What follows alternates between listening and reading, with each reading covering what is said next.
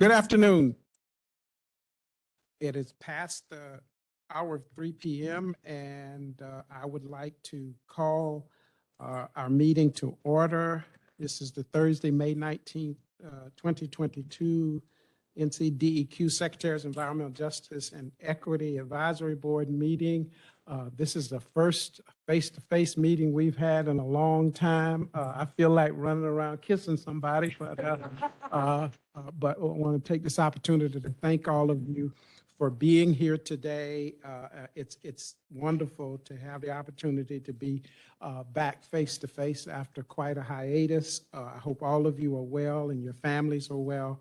I'm excited for our meeting today and our guests and the issues that we have before us.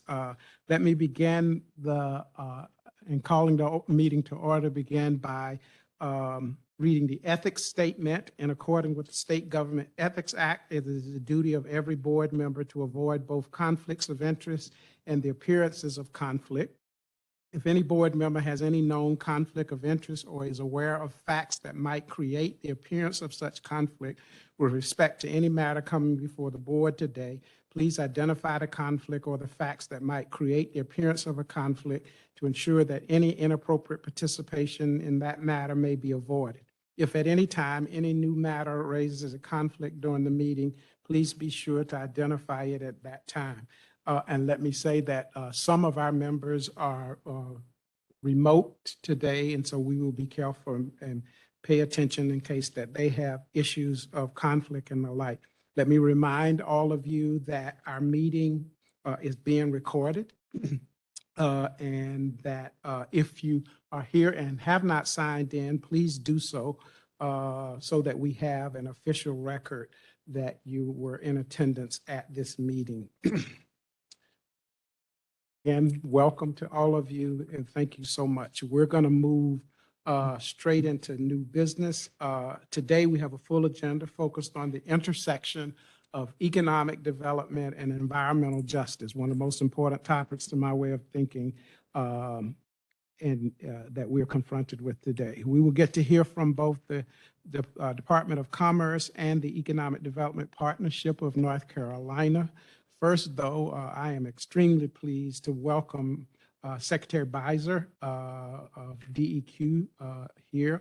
Secretary Beiser, we thank you for being here today and joining us for our first meeting in person for several years. All I know is I was 6'5" and good looking the last time we met, so you know it's been quite a long time. So welcome. Thank you. The floor is yours. Well, thank you, Dr. Johnson. It's been a while. I didn't know it had been that long, but it's really good to see everybody here today. First meeting in 2 years, and I'll say it is my first in-person meeting as secretary, so really appreciate you all being here. Focus of today's agenda, as Dr. Johnson just said, is economic development.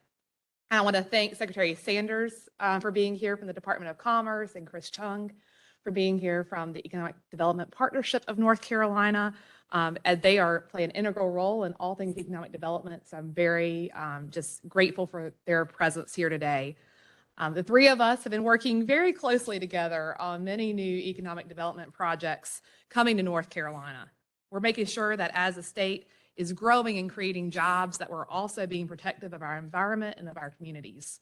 Because a healthy environment and a healthy economy go hand in hand. And I know that they share that vision as well. So before we get to that portion of the agenda, I did want to share some updates on infrastructure funding. So as you know, DEQ has more infrastructure funding available than at any point in our history, and making strategic and equitable investments in our communities is one of our top priorities.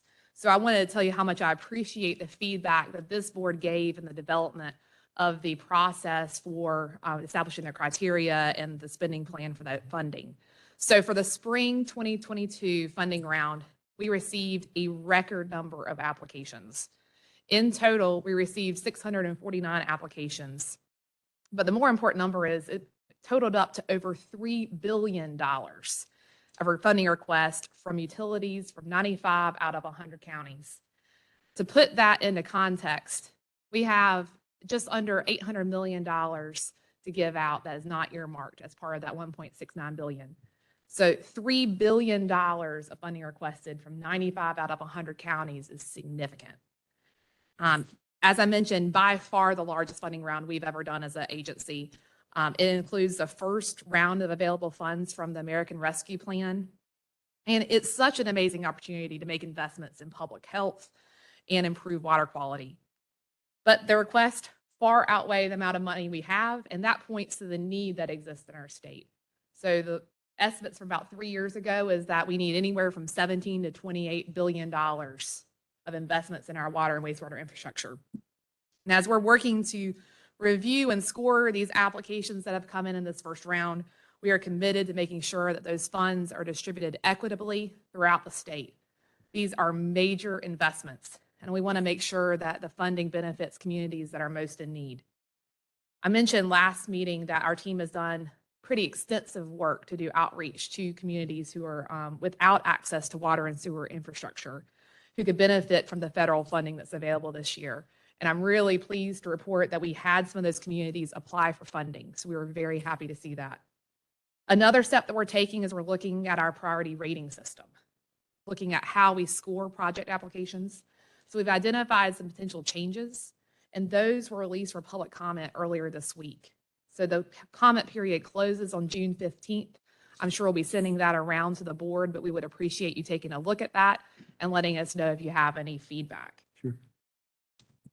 The infrastructure investments, though, are not just improving water quality and public health. Those are very important aspects, but they're also building capacity for economic development in the state. And that helps create jobs, and that helps create opportunity for the rural parts of our state, small parts of our state, and the underserved communities especially. So earlier this week, I went down to Robeson County to visit with community members and representatives of the Lumbee tribe. And they shared the history of the tribe and of Robeson County with me, and the cultural importance of the river. I also got to see firsthand the lasting impacts of hurricane flooding and storm-related flooding, and the need for infrastructure improvements and economic development in that community. I'm really honored that they shared their time and their experiences with me, but it also reinforced my belief that we need to hear directly from communities. It's critically important. It makes us better public servants, and it makes DEQ a better agency that makes better decisions. With the rapid population growth that we're experiencing, fast-growing economy, billions of dollars in state and federal infrastructure investments coming our way, it's more essential than ever that we're strategic in how we're approaching these issues and equitable with our decision-making, so that DEQ is truly serving all North Carolinians. So I'm really looking forward to today's conversation. In addition to hearing from Secretary Sanders and Chris Chung, we're also going to be getting your feedback on an environmental justice community engagement kit. So we're hearing from Bailey on that in just a little bit. We're looking at how can we help facilitate good communication on the front end and help engage in upstream thinking. So I'm really looking forward to getting the committee's feedback on this. I'm really appreciative of all of the advice and feedback of this board and the different perspectives that you're bringing to the table. One of our core values at DEQ is to seek equitable outcomes through inclusive processes. And this board is a very key part of that. So thank you all again for being here today. And thank you for your willingness to serve on this board. I'm now going to turn it over to Secretary Michelle Sanders, who you all met when she served previously as a Secretary of the Department of Administration. So thank you so much for being here, and we're looking forward to hearing about Commerce's role.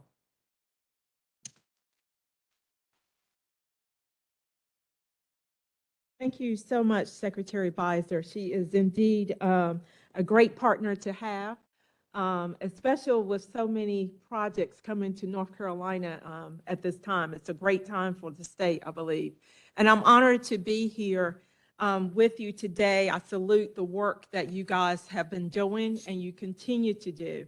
It does seem like it has been a long, long time since I've seen some of you, though. Definitely seems like it's been over 5 years, right? But it hasn't been. So as Secretary Beiser mentioned, your work helps to protect our natural resources and our communities so that North Carolinians can have clean air and clean water. And I think, I'm pretty sure we take that for granted as we get water out of our refrigerator or spigot or breathe-in. We take it for granted, but we shouldn't take it for granted because we know there are people in communities today who do not have that privilege that we have. And I believe that everyone should at least have that. There's a lot of other things that I believe people should have the right to too, but I won't go off on that tangent right now. So pleased to share with you today and also to tell you or remind you that we have a mission that is aligned. The Commerce mission is to improve the well-being and quality of life of all North Carolinians. And in doing so, we work diligently to work for an economy that works for everyone, not just some people. We've been laser focused on bringing family sustaining jobs to North Carolina, along with Chris Chung at the Economic Development Partnership and his team, and all the other economic developers across the state and local communities, creating workforce development opportunities to break down barriers for people who have sometimes had challenges in accessing jobs, such as those who are previously justice involved, or able differently, such as our neurodiverse population, or minority women, Blacks, Latinos, Native American. We work diligently to try to remove barriers for these people so that they can engage and reap the benefits of all these great jobs that we are bringing forward. I actually will share with you my personal commitment after 1 year in the role. I think I've done it for a year now. 1 year in the role. We had an outstanding year during my first year there. And I really want to make sure that I am working diligently, not only to create jobs, but to help people access those jobs, all people, especially those who have been marginalized and have been left out of the economic prosperity that many people enjoy. We're also working to help North Carolina transition to clean energy, a clean energy economy that works for all our residents of the state. That's a priority of the governors and our administration, and it's the right thing to do. So as we pursue these goals and objectives with passion, I'm anxious and eager to hear from you today and later how we can be more effective, how we can partner with you even more as we work in job creation, workforce development, and all the other attributes that or parts of the business that we work with in Commerce. When I joined Commerce, one of the first things I did was to appoint a DEI, Diversity, Equity, and Inclusion Officer. Some of you probably know her, Betty Mara Taylor, who also worked at DOA.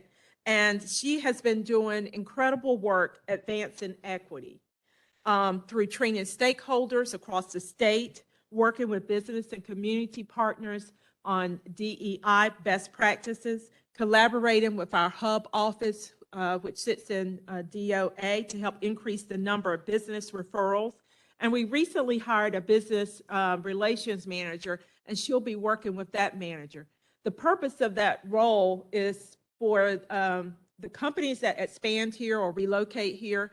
We want them to help us in achieving the priorities that have been laid out for the state, as well as for the administration. And so it's our goal to engage with those companies on different things, whether that's supplier diversity program, or whether that is healthcare, or whether that's environmental causes. We're going to partner with those companies because many companies are just looking for direction, looking for partnership, and frankly, looking for ways to spend their money sometimes. And I think we can help them in doing that. So those are some of the things that Diversity, Equity, Inclusion Office has been working on. But most importantly, with all of our practices, we try to make sure that we have a lens of DEI when it comes to economic development. Last year, I believe it was, last year, Chris and I attended a meeting that was hosted by his team in Asheville and met with consultants. And they underscored the importance of diversity, equity, and inclusion, and those are traits that they look for as they look at locations and help businesses decide where they're going to locate or expand. We also have launched our First in Talent Plan. And the First in Talent Plan is North Carolina's economic development plan. It is grounded and based on the fact that we have to continue to leverage the strength that we have in creating and building diverse talent across the state, skilled talent, and meeting the business needs. You know, I often say we can have talent, but if it's not meeting the business needs and if we're not able to fill the jobs, then that's a problem. And we all know that we are faced with the labor supply shortage across the nation, the world. And so that's even more reason for us to focus on our First in Talent Plan. And that plan is located on the Commerce website. You guys can go to our site and find that. And also engage with us. There's opportunities to engage with stakeholders and partners, and we have many stakeholders across the state who are partnering with us. We have a town hall meeting coming up in June, and we'll have a readout on some of the progress that has taken place, as well as the metrics for our First in Talent Plan across the state. So it's exciting times in North Carolina. In 2021, we finished the year with 185 economic development projects and over 24,000 new jobs and a record over $10 billion, about $10.1 billion of investment. And we kicked off 2022 strong as well, already having announced 17,000 jobs and about $7.8 billion in investment. Global companies, which I'm sure you guys have heard of, like VinFast and Toyota and Arrival, companies are choosing our site, our location here in North Carolina. And it feels like we're having a manufacturing electric vehicle battery hub that has grown here in North Carolina, bringing good, high-paying, high-tech manufacturing jobs. Quite excited about those. On those projects, we partner with DEQ, especially through the permitting process. At times, we call DEQ even prior to that, as we look at incentive packages for companies and tools that are in our toolbox that we can offer companies and incentivize them to come to North Carolina. And so it's a great thing to see David, I believe, is our new liaison here. I'm so excited to see David here. We do a lot of work and need his leadership and support as we work with companies to not only ensure that they are being compliant with the regulations, but that we are communicating and considering all the facets of economic development, which for sure includes economic development and environmental justice. So hoping to tap in to you on that as well. The governor has been active, I think all of you know that, with executive orders that have put North Carolina in a leadership position when it comes to clean energy and offshore wind. We're well positioned to take advantage of the billions of dollars that are available. Governor Cooper this fall required electric utilities in the state to reduce greenhouse gas emissions 70% by the year of 2030 and to become carbon neutral by 2050. And I think Secretary Beiser and Dr. Johnson were there for an executive order signing, which had similar emission reductions throughout our economy. It also emphasized the commitment to embed equity and environmental justice into the work that we're doing. We have formed an offshore wind task force called Towers. That task force meets on a quarterly basis. They actually met recently, and there are subcommittees as a part of that task force. The offshore wind space has really been growing and grabbing a lot of attention, well-deserved attention, and North Carolina has been having its right place, I would say, in those conversations and at the table. Jennifer Monk, who previously worked at DEQ, has joined Commerce and is our point person and lead contact on clean energy. I'm also tapping on her for environmental justice input. She's definitely active in leading work on the offshore wind. And so this was a resource that was appropriated or allocated to us in support of Governor Cooper's executive order. So the timing is right for North Carolina, and the budget placed $20 million that's dedicated to reserve funds invested, as Secretary Beiser was talking, for infrastructure improvements and site readiness at Radio Island to support economic development at that site. And we are expecting that Radio Island will be a place that will prosper and boom in this offshore wind supply chain, if you will, and bring lots of growth and development to the area and to the state. So those are some of the activities that are going on. I also wanted to mention the Clean Energy Plan, which was a directive from Governor Cooper, Executive Order 80.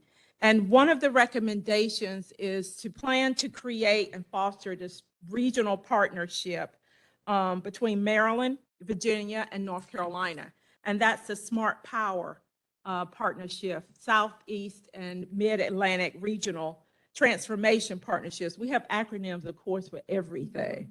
Partnership. So the leaders of those three states, including commerce representatives, meet quarterly with that group as well.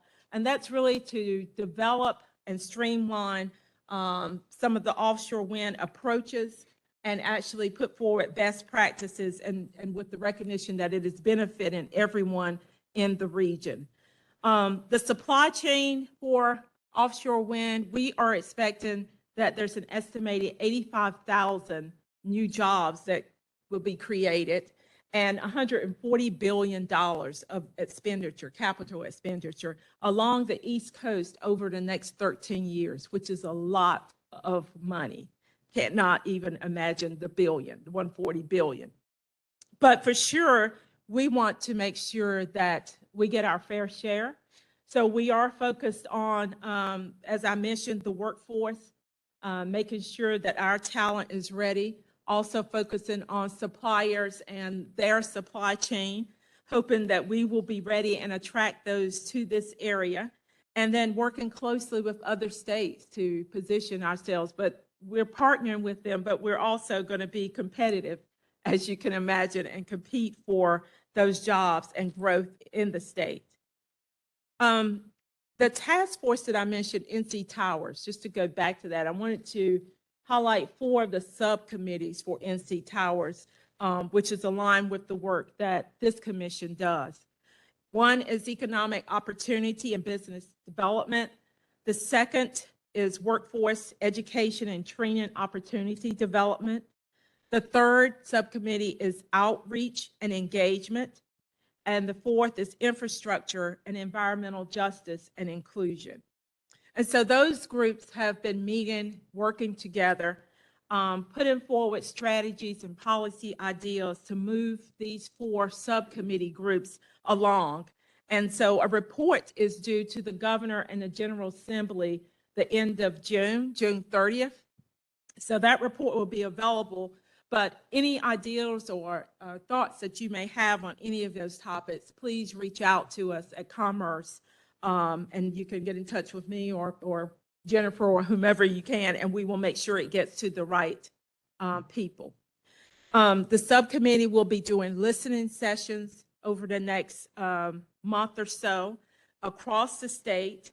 They'll also be putting forward a survey, and that survey is to ask questions of our residents about offshore wind and what information they'd like to learn or what they'd like to know more about. The Infrastructure, Environmental Justice, and Inclusion Subcommittee is charged with researching, evaluating, and making recommendations regarding energy transmission and offshore wind-related infrastructure. And those things will foster environmental justice and provide equitable access. So that group will be working on that as well as the other topics that I mentioned from the other subcommittees. So we're excited about that work, looking forward to developing an inventory of training, conducting job analysis for construction, operation, and maintenance needs for offshore wind, incorporating that information and acting on that through our workforce solution, our community college system, and our university system. Fill any gaps that we see that are here, and I'm sure that we do have some gaps, and importantly, to promote training opportunities to our residents for education through our workforce systems so that we are ready. We're probably late as we speak, but we're definitely posturing ourselves to play a big part and a big role in the clean energy economy. So, you guys have heard it time and time again that research shows that integrating DEI into economic development is absolutely paramount. That businesses, governments, organizations that embrace equity and inclusion and diversity improve their functionality, they improve their productivity, improve their sustainability, improve their employee satisfaction, and they improve their bottom line. And so we not only want to participate and engage in a way to get that outcome, we want to lead in a way that we can do that and be a model for others. With economic development projects, as we go through the process, I would like to tap into you guys and your insights before I get ready to close and ask, what are some ways that you think that we can improve our processes based on your experience or based on what you have experienced or what you hear or based on the objectives of the Environmental Justice Commission? If you could offer any insight or advice to us, what would that be? I'll take that on. I am from Eastern North Carolina, and it seems like everything bad that gets placed in Eastern North Carolina.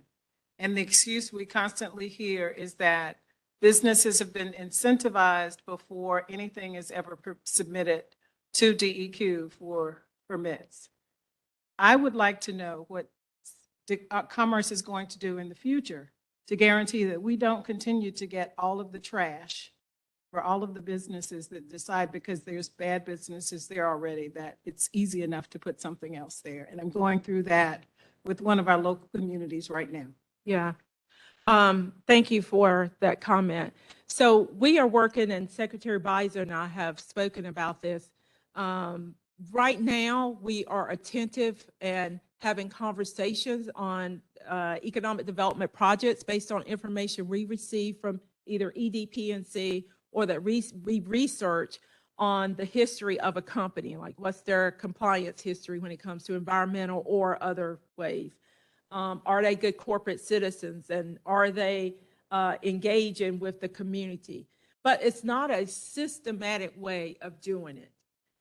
Frankly, you won't, I'm going to say you won't see that happen while I'm in the position, because I'm from Eastern North Carolina and I care about everybody in this state. But we need something that's more systematic and not people or person dependent.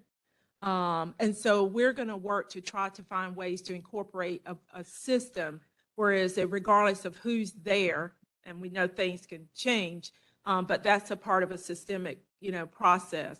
We had an example earlier, I think it was last year, a company that was looking to manufacture in Halifax County. And at that time, and I believe they were manufacturing, it was something associated with wood, I believe. But at that time, the way that was handled, it sparked my interest just in the type of manufacturing that we're doing. And I called the secretary at the time, got feedback from DEQ about the cumulative effect that that process may have on the area. But again, that wasn't a documented written process. That was more, person to person, if you will. So we have work to do in that area to make sure that it's more of a system. Is there a way for communities to know what's being considered before they suddenly get an announcement that something is being put in their community? There currently is not, because those are confidential. Like most companies, and Chris can probably speak more to it even than I can, require or request that those deals are confidential. What we can do and should do is, regardless, is to encourage companies to engage and interact with communities if they, see fit to do so. But they are confidential until the announcement, even though I know sometimes they're not the best kept secret. And actually for ongoing deals or ones that are open, as far as public records go, we do not release the public records to the media request or public records request until after that deal has been closed. Chris, I don't know if you want to add anything. Yes, sir. Dr. Cool.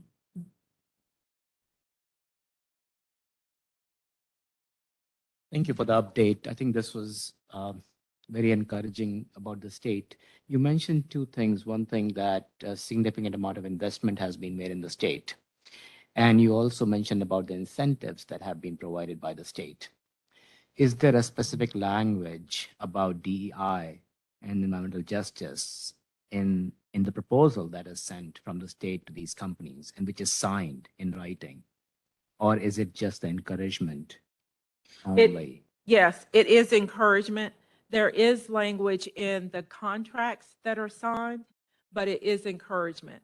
I've made a request to our general counsel, and she's actually working on it, so you bring that up, to see if we could be more specific, or if there's a way to monetize their incentive either up or down based on the company's DEI status or practices. And so that's something that we are working on to try to do. And hopefully that will come to fruition. And that's something that we can encourage without legislation. I wish that we were able to do it and actually get it in legislation, and I doubt that's the case. But there are some things that we can do internally and have more of a tiered approach. So maybe it's 90% if it's certain criteria that are met of, let's say, a JDIG offer, or 70% if not. And we actually faced a similar challenge when I was at DOA with our contracts and procurement. And there's been some changes there, but similar conversation in procurement. Could we require subcontractors to meet the same encouragement that we're encouraging agencies to, or could we hold them accountable to that? And I think there has been some changes there, or give additional criteria and scoring for those who meet certain DEI parameters. I think it would be essential to do that in terms of benchmarking. So thank you. Yeah. I have one other question. Yes, go ahead. Madam Secretary, you mentioned a number of work groups or task forces that you have in place. Are you doing anything to assure that there are community voices as a part of those, the work of those committees or task forces? Yes, the meetings they have, they're all public meetings. And so all of those get noticed and anyone can attend those meetings and participate. They're also going to be doing the listening sessions across the state and the survey, which will go out to residents in the state. But the best way is to join, other than listening sessions, I think the best way is to join those public meetings and provide input during those. Are there going to be community members assigned to each one of those committees? That's what I'm referring to. Oh, not just yes. Participating.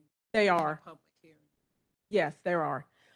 Those subcommittees include community members. The task force actually includes all community members with some state staff support on there as well, but community members. And the community members that the governor appointed, the intent is to try to appoint people from all across the state and not just concentrate in one area. So they do populate those subcommittees. Mm-hmm. And I have a question. I'm not sure if folks can hear me in the room, but I want to make sure that I'm speaking in order. We can hear you. Oh, wonderful. So, Madam Secretary, thank you so much. Apologies for my tardiness, but was able to catch a few minutes of your presentation. So I have more of a clarifying question, then maybe it will, depending on the answer, can be a part of kind of the DEI inclusion, the recommendation that was just elevated. I was just in a community conversation earlier today with about 30 community leaders in the East, and we were looking at, of course, industries that tend to favor recycling the same locations of formerly closed either brownfields or Superfund sites. So is there an incentive or language that can either elevate the need for corporations to thoughtfully consider, provide data, research, or some elevation as to say, you know, that they're not recycling, reusing, and refurbing an already contaminated site? Whether it's mediated or remediated or has been, that's a high concern for community members, is having, you know, new jobs, but in a dirty location, and just want to think about, is that inclusion already there? And if not, are there workarounds? I'm not aware of one. I know that we have build and reuse grants, but I will follow up on that. And if you could maybe send your name in the chat, I will follow up and get back with you on that. Let's one of you two know. Thank you for the question. Somebody will get that to me. Okay. You'll get it to them. We'll get that to you. Okay. Madam Secretary Saunders, thank you so much for your time today and the work that you are doing to keep us at the top of the list in terms of economic development in this state. It's important, as you say, to our communities. Before you go, I would just like to ask the question of how do we, and maybe Chris is going to answer this, but we oftentimes talk about supply chains. How do we break that down in a way that people in EJ communities know what the opportunities are? And then how do we do procurement forecasts so people trying to make decisions to go into business to do some of this stuff, that there's a viable kind of, you know, there are going to be opportunities down the road. But the biggest thing for me is we talk about supply chains, but how do we define them for these communities so they know where the opportunity structure is?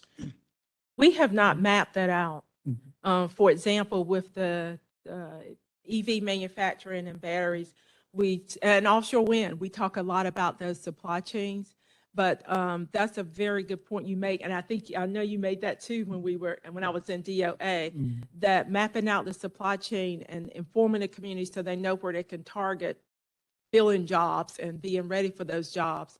Right. I will take that back. Right. Thank you. Thanks very much. Again, thank you, Secretary. Thank you. Saunders. Next up, we have Mr. Chris Chung from the Economic Development Partnership of North Carolina. In 2015, Mr. Chung joined the partnership as Chief Executive Officer. He brings 22 years of state-level economic development experience to his role. As a public-private partnership, the partnership is responsible for a number of economic development functions on behalf of the state of North Carolina, including new business recruitment, existing business support, international trade and export assistance, small business startup counseling, and tourism, sports, film, and promotion. This man is busy. Chris previously held various executive and management responsibilities at the Missouri Partnership and the Ohio Department of Development, now known as Jobs Ohio. Chris attended The Ohio State University, graduating Phi Beta Kappa with a double major in Japanese and economics. He also completed significant coursework toward a master's in public policy and management. Chris and his wife, Emily, reside in Raleigh, North Carolina.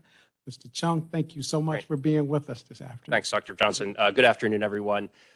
Maybe I'll start with a footnote to my remarks. The bio is a couple of years out of date, but I'm coming up on 25 years in economic development as of September in 3 states, all at the state level. Ohio, which is where I was born and raised, for 10 years, Missouri for 7 years, and coming up on almost 8 years in service to North Carolina. The concept of environmental justice, I was telling Bailey this before the meeting started, is relatively new for those of us in economic development.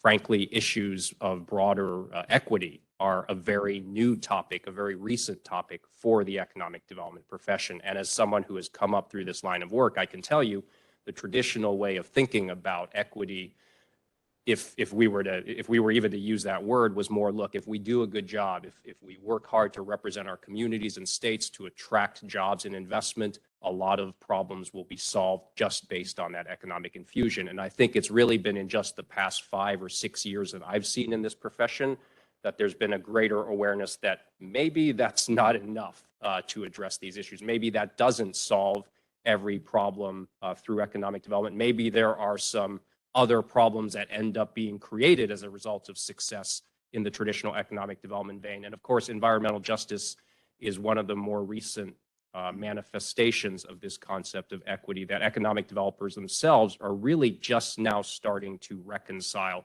All that to say that if I trip up and use the wrong term or the wrong terminology with respect to EJ, my apologies, because as I said, it is a very new thing for me personally in the past couple of years, and it is a very, very new thing for this profession to try to understand and try to determine what are the consequences of our work, how do we incorporate the concepts of EJ into the type of work that we've been doing for a long time for our communities.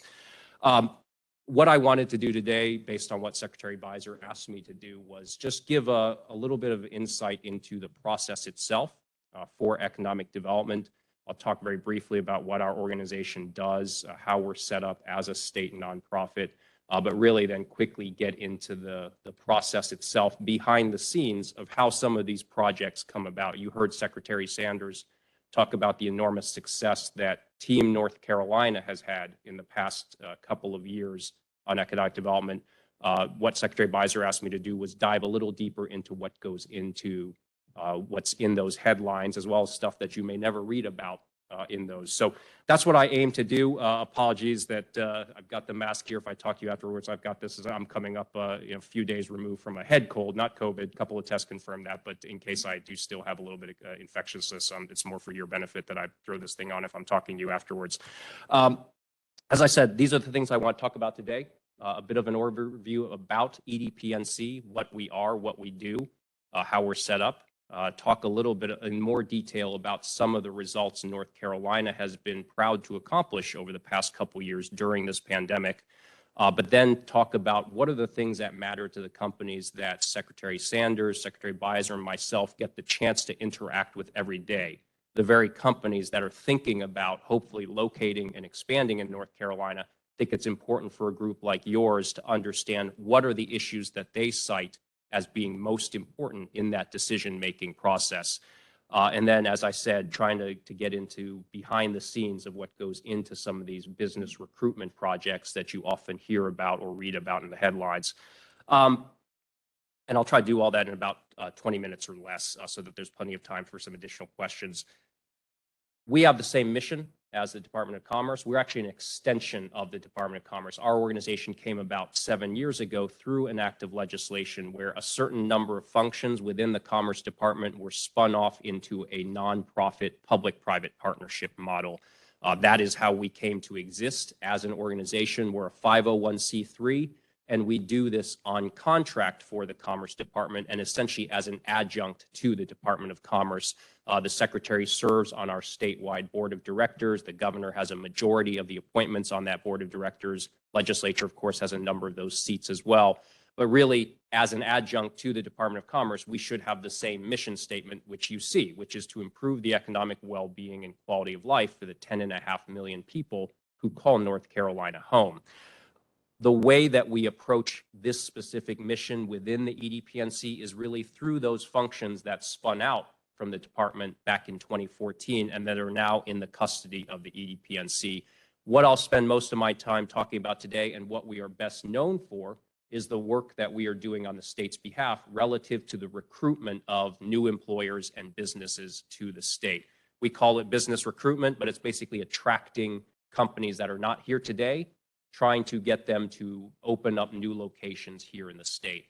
The other 4 functions are equally important to economic development in the state. They may not get as much headlines and press as business recruitment does, but they are no less important as a way for us to move that economic quality of life forward for North Carolinians.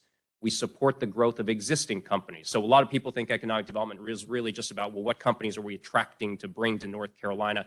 While that's great, that is actually a small fraction of the overall economic growth and job creation in any geography. Most of that job creation actually comes from the organic growth of existing employers. And to the extent we can at the state level, we are trying to support some of that expansion activity by companies that are already here in the state. We do international trade assistance, and that's really about creating new markets around the world for many of our small and medium-sized manufacturing firms in the state. The idea being that if we can help a manufacturer in North Carolina to connect with new customers in markets in Asia or Europe or Latin America or the Middle East or Africa, that increased demand that our manufacturers are now satisfying by virtue of those new customers has to be met usually by expanding their operations here in North Carolina to produce more of these products for sale around the world. That is why it is part of the state's economic development mission. We also do small business startup counseling, and this is really for those individuals who have the idea to start their new business. And again, that could be a CrossFit studio, that could be a hair salon, that could be a landscaping business, any number of those things that people get up and think about every day to start their own business. We're oftentimes on the front end of that, providing some technical assistance to those individuals, walking them through the steps of what it takes to get that business up and going here in North Carolina. We hope that many of those individuals that we counsel every year go on to found very successful small businesses in their communities that employ at least themselves, if not multiple people on their payroll as they continue to grow. You can see why that would be part of the economic development portfolio for the state. Last, but certainly not least, and oftentimes unfortunately overlooked as a way for economic development to happen in a state like North Carolina, is tourism promotion. We are, and again, I'm not from here, I didn't grow up here. Those of you who have lived here or been here your whole lives, I hope you don't take for granted. This is a very beautiful state, 320 miles of coastline, Blue Ridge Mountains, Smoky Mountains, and a lot of beautiful stuff in between. That is a magnet for tourism and visitation, which sustains a lot of local economies around the state through the economic activity that comes in as a result of tourism. Think about what we all do when we travel for leisure. We're spending money on motels, hotels, restaurants, gas stations, tourism attractions. All of that type of spending typically benefits a lot of local small businesses in our coast, in our mountains. That is a big part of why tourism is part of the economic development mission that the EDPNC is responsible for on behalf of commerce. So we're really out there trying to drive visitor interest in North Carolina so that people come here and spend their time, but more importantly, they spend their money on our economy. A little bit about the results. Secretary Sanders touched on this in terms of 2021's results, but I want to take us a little bit back really to the start of 2020. So essentially right at the beginning of the COVID-19 pandemic. If it feels like North Carolina has been on a roll lately with respect to some of these job creation announcements, it's because that is exactly what has been happening despite the headwinds of a global pandemic. Between the governor, Secretary Sanders, and all the other folks who make up Team North Carolina, the state has been able to join companies in announcing more than 360 new corporate locations or existing corporate expansions since January of 2020, resulting in nearly 60,000 announced new jobs and $24 billion of announced new investment, which, while that may seem like an abstract number, that's really property tax base. For the benefit of the communities that win these investments, those billions of dollars in investment are the sorts of things that fund social services and education and local infrastructure. That's why those billions of dollars in new investment make a difference. It's why it's so competitive among states to try to get their fair share of that activity. You heard the Secretary mention some of the notable names. Here are some of the other companies, and this is really some of the bigger announcements that have taken place in the past 2.5 years. Everything from Apple's East Coast headquarters here in the Triangle region, Toyota building a brand new electric vehicle battery production plant outside of Greensboro, Centene, which is a health insurance provider based in my old neck of the woods, St. Louis. They're expanding with an East Coast headquarters in Charlotte. Boom Supersonic, which hopes to disrupt the aviation market by introducing a supersonic aircraft in the coming decade. Red Bull, the energy drink maker, building a new manufacturing campus in Concord. Eli Lilly announced 2 plants, one in early 2020, one in early 2022. both of them related to pharmaceutical products manufacturing, each one entailing hundreds of jobs and hundreds of millions of new investment. One in Concord, one here in the Research Triangle. Pratt & Whitney, which is a major leader in the aerospace engine market. They're building a brand new state-of-the-art production facility in Asheville. Fujifilm Diosynth, which is a Japanese-owned contract manufacturer of pharmaceutical products, opening a $2 billion plant in Holly Springs. Amgen, a major biotechnology company, also opening up a new facility in Holly Springs. Both of those two deals are in excess of $3 billion in total investment across two companies. VinFast, the Vietnamese manufacturer of electric vehicles in Chatham County with their new assembly plant. Macy's building an e-commerce fulfillment center in China Grove down in Rowan County. And Nucor, which is a Charlotte-based steel manufacturer, building a brand new production plant in Davidson County.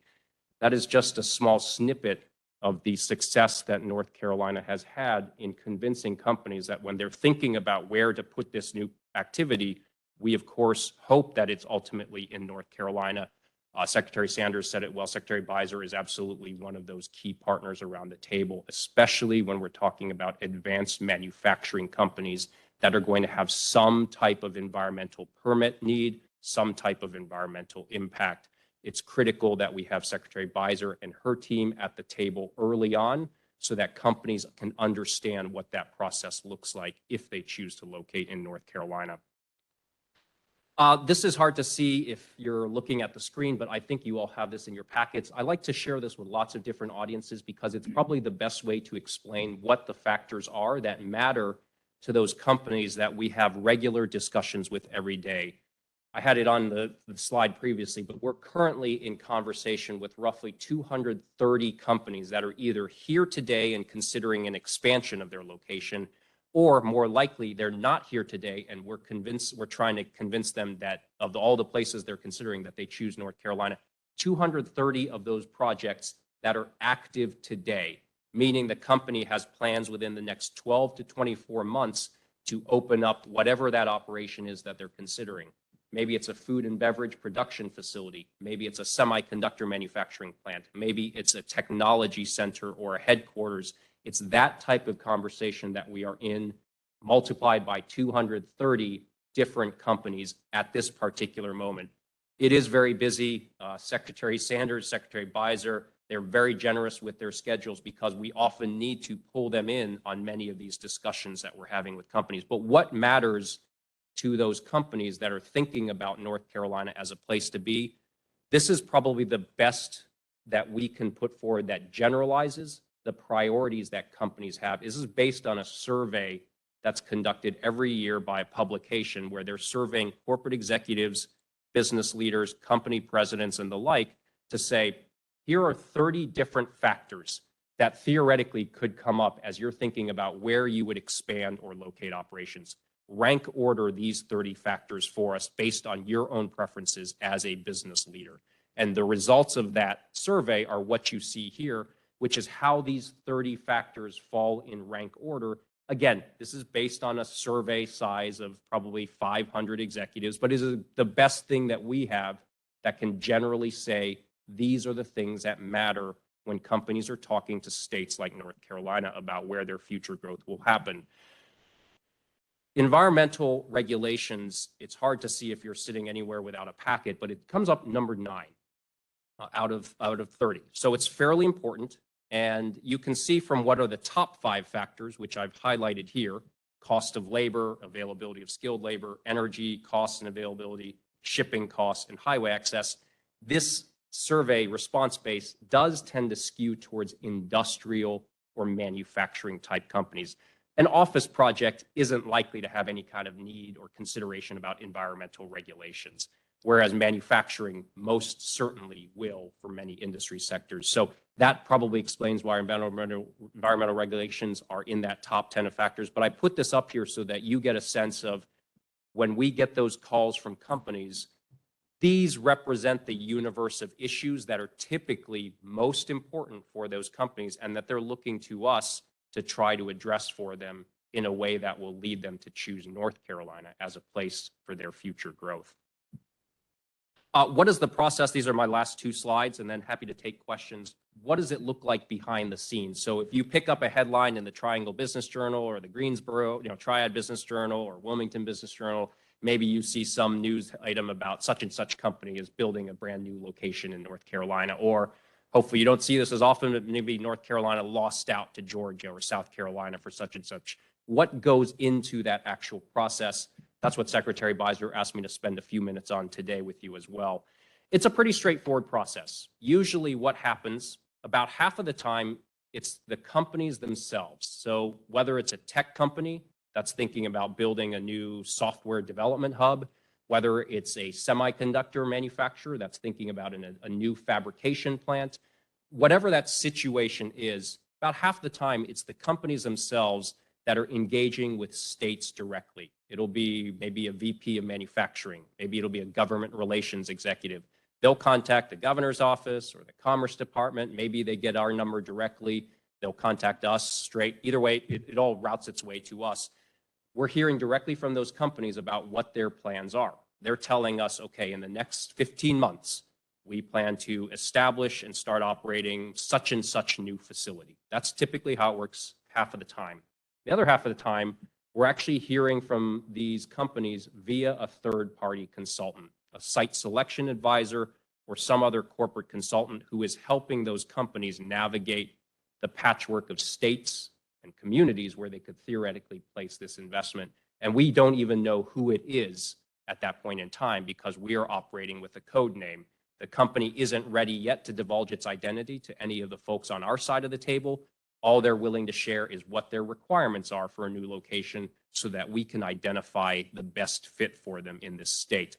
You had the question earlier, I think, about, well, do communities have some chance to understand what they're getting into before incentives are offered? And for the large part, they do, at least in the context of the work that we do at the state level. The way this process typically works is we'll get a call like we did last week for, it's a company in the EV supply chain, electric vehicle supply chain. They're basically saying, all right, we're planning a facility that's going to create 2,000 new jobs by 2025. We're going to be producing, I won't say what type of product, but it's essentially designed to support the rapid growth in electric vehicles taking place in the US. We need 300 acres. We need it to be served by rail.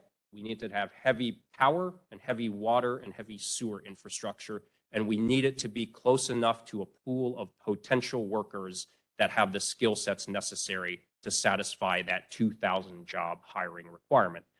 That is the directive we're given, whether we're dealing directly with the company or whether we're dealing directly through a third-party consultant initially. We are being asked to identify, among other things, we are being asked to identify potential locations for that for that project to happen. We don't do that unilaterally. It's not like we're just picking places on a map in North Carolina and saying these are the best places. That is absolutely a collaborative process with local governments, usually through their local economic development organization, or sometimes it's a chamber of commerce who is contracted by that county to represent them for economic development. So there should never be a point in time at which the state is putting forward a location to a company that the local community itself has not signed off on, at least through their local economic developer. Like if there's a disconnect between the local population and the local economic developer, that's certainly going to happen. Whether we know about it, what we can do about it, we're obviously fairly limited. And it sounds like that probably does happen from time to time. All the time. All the time. And I don't have a good answer for that. Look, we deal with the folks that we can get the answers from. That's a local governance issue, and I'm not smart enough to figure out what you do when you have that disconnect, and that's probably a good topic for conversation among this group. But that's what the process looks like in terms of how we find the locations that we believe best satisfy the requirements for this company. The companies are usually trying to go through a process of elimination. They may start off with half a dozen states and 10 times that number of counties where there's a potential location, and their job is whittle that down to one single location where they are choosing to bank the future of their company. This is a very competitive process that many states are trying to get these same exact jobs and same amount of investment, and every state is juggling these very same issues that we're talking about today. Key factors, like I talked about, real estate is one of them, available labor is one of them, Regulatory environment is another. Taxes, incentives, infrastructure, even things like quality of life, which is a highly subjective term, but very relevant.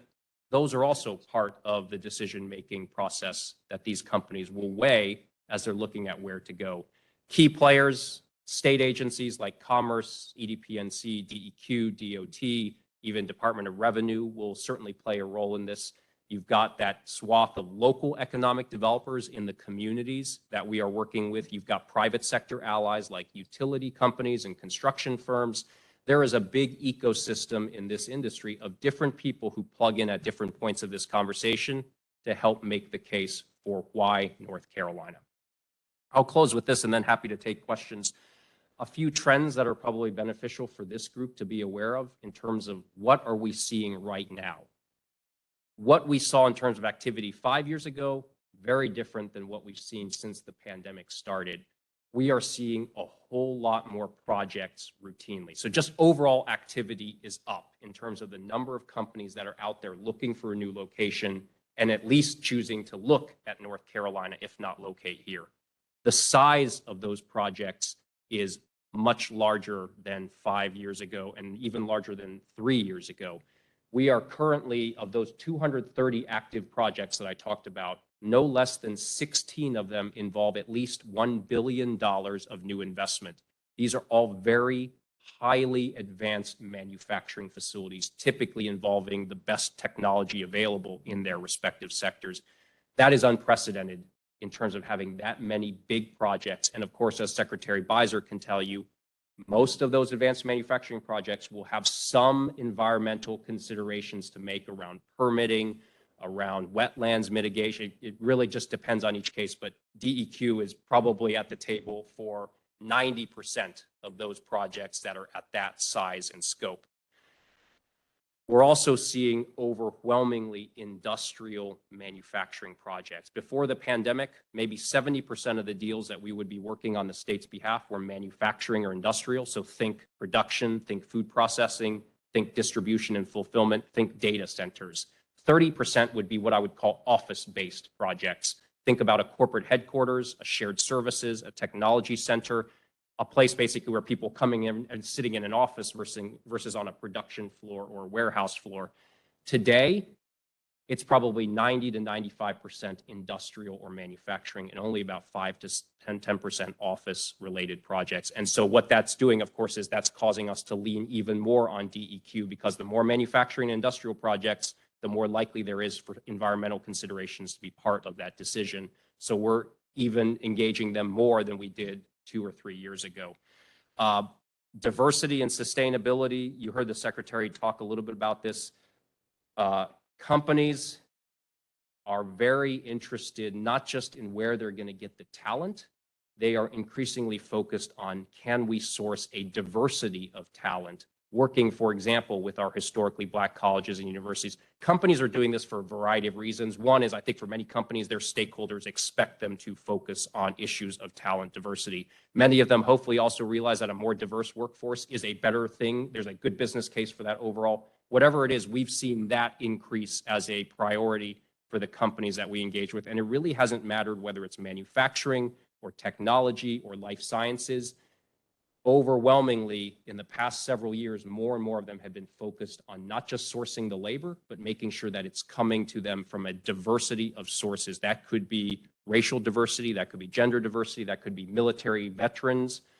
It is very important for these companies, for a variety of reasons, to focus on issues of talent diversity. Second is sustainability. Yes, if you're manufacturing, you have to make sure that power is reliable and that it is cost effective, but increasingly, a lot of these companies that are doing manufacturing also want to source their power consumption from renewable green sources, solar, wind, some may consider nuclear or hydro. But again, companies are issuing that as a requirement as a reflection of what their stakeholders are expecting from them. Investors, employees, customers, their own brand reputation.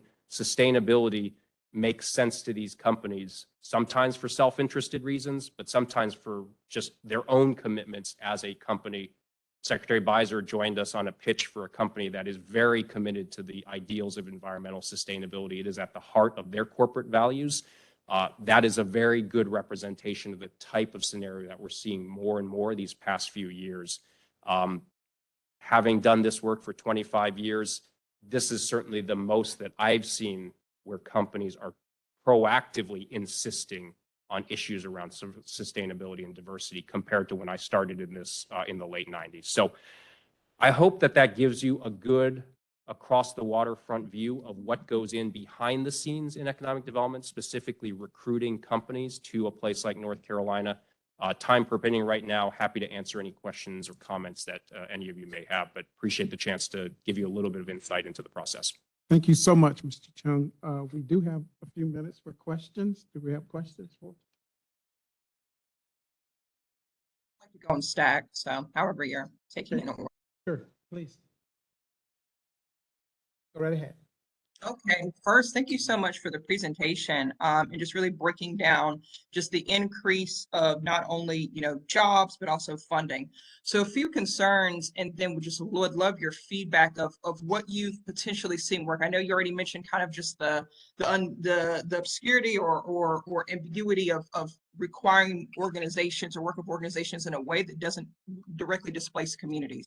And so hyper local in North Carolina, right? So we've had up to over 1 million folks come into North Carolina as new residents since the last census. So when I look at the 56,000 and 86 plus new jobs, right? It's the question of when we talk about percentage, are those jobs that will actually be made available for the residents of North Carolina that have made this state home for many generations, decades, or are these jobs going to be allocated more specifically or in competition with new residents to the state in the last 5-7 years? And so when I think about local populations, our charge of protecting environmental justice communities is how do we make sure when we're talking about a clean energy economy, when we're talking about businesses that are excited to come here, how do we make sure that we can either have an MOU, whether it's from the community directly to the corporation and local governments? What are some legal incentives that protects local community members from displacement, not just from the corporation itself, right? But also from rapid bus transit. I know we were having a conversation last night in community in Raleigh because a lot of the newer population of residents have actually, made Raleigh more urban centers home. So that's Raleigh, your Wake County, Triangle, Mecklenburg, but that's displacing local residents that are indigenous to the area or have been here since emancipation. And other welcoming communities from other countries that have found a safe haven for many generations. But many of them are being displaced right now and have been for the past 10 years in an area like Raleigh that we really don't think about. But it's the same across the state. Holly Springs, I live in Holly Springs. It's been incredible to see just in 3 years, the displacement of local community because they can't afford their property value. The zoning that's taken place that's actually removed modular manufactured homes, affordable housing is a huge issue. And I can even look at my own equity. It's incredible. So my property value, that tax has gone up. So I see the implications of the impact and the burden that's always left on communities. What can we do? Because all money isn't good money. And that's just a colloquial saying because we're doing it at the risk of the actual people who make up North Carolina, just for the posturing of, oh, North Carolina's gaining money, but the people of North Carolina are losing. And so that's just my question is, what have you seen in your experience, or is there any creative workaround that we can really be very clear in economic development, in attracting jobs and MOUs? What is a leverage point that community members can really hold to say, I don't deserve to have this transit system here to accommodate Apple coming into Raleigh because that mulls over 30 of our homes? What does that look like? Yeah, I'll try to, and it's kind of hard. I'm seeing you on screen, but I want to address the audience here. It's a great question. In 25 years of doing this, yes, there's always been this concept around if you attract companies and new jobs, how many of those jobs will go to quote unquote, local existing residents. And I think most companies are typically neutral towards that. I think they have a certain particular talent need that they're trying to fulfill to have this facility be successful. Whether they source those locally, I think that is their preference, because if they can source that talent locally, it means that they aren't having to pay the expense of recruiting someone to move somewhere else to fill that job. In some sectors, candidly, it is harder than others because either that talent pool is not there in that market, or it is such a specialized skill set that a company has to recruit that talent from a national base. I think most companies, if pressed, would prefer to source talent from existing workforce pools. That doesn't always happen, and that's usually a reflection of just our workforce development systems haven't produced enough of that particular skill set that the company can source 100% of its talent organically from within the community. It's also a question, look, my parents immigrated from Taiwan. I mean, we're all Americans, so if they came here for a job, is that worse than an American, who's been here for 10 generations to get that job? I mean, I think it's a little bit of that same dynamic here of like, what's a true North Carolinian? Is it someone who's been here for 3 months or someone who's been here for 3 generations? For the companies themselves, I can say they are typically indifferent so long as they can get that skill set that they need to be successful for that venture. Are there ways to incent collaborating with local workforce institutions so that more of that talent comes from the local community? I think there are some things that states are probably doing out there to experiment with that. But as long as it doesn't get in the way fundamentally of the company's ability to source the workforce that they need from wherever they can find it, I think that's the tricky balance from a policy standpoint. But it's a great question, and it's one that doesn't have an easy, pat answer to it. Yeah, no, I thank you for your consideration, and just a bit more clarity, I'll turn over to the rest of my board members, so I'm not taking up too much time. Is just for my sense of clarity, right, as an Afro-Indigenous woman from North Carolina, it's always a question of why is the disproportionate burden or impact on certain populations, not who's more American than others. Well, why are some mistreated, right? Why is there 56% of all people of color in the United States live only 2 miles away from a toxic waste site that's people of color? Why are we looking at the displacement and the introduction of certain corporations increases urban heat islands, which is going to create health disparities for specific Black, brown, and low wealth populations? So when we're talking about that impact, it's not so much as nationality or ethnicity, it's how do we choose certain communities to hold and shoulder the brunt of pollution that other suburban or urbanized communities actually don't have to receive, and why are certain communities, and that's more my navigation, is what is that policy legalese, that actual language that community members can hold in conversation when they go to their local electeds to say, as you are surfacing economic development opportunities, let's include this language that protects existing populations from disproportionate harm. And what does that look like? But I appreciate your feedback and definitely encourage and implore you to continue to research as well. And thank you. And on that point, I think that's, I mean, you look at zoning policy, where housing, I mean, there's a lot of history out there that has caused these problems. And I think companies are aware of that. At the same time, the companies that we're dealing with, we maybe aren't getting exposed to the types of people in those organizations that are thinking about how can they minimize their impacts. They have a checklist of requirements that they're trying to satisfy.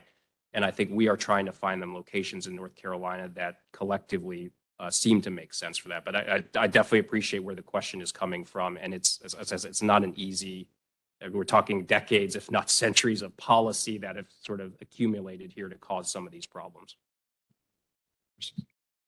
Dr. Kumar. Thank you, Chris. I learned a lot today. And I'm sure Dr. Johnson is aware of all these things, but I learned a lot. I mean, how complex the system is, and you are really working at a very different level and in very different space. And I think engaging communities is important.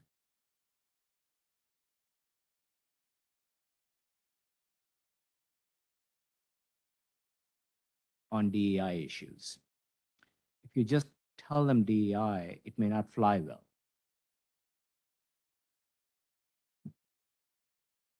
Engage communities, but there are, I mean, there may be creative ways of doing they want to hear. The quality of life depends on DEI. Right. So has there been an effort on that? That's one. This.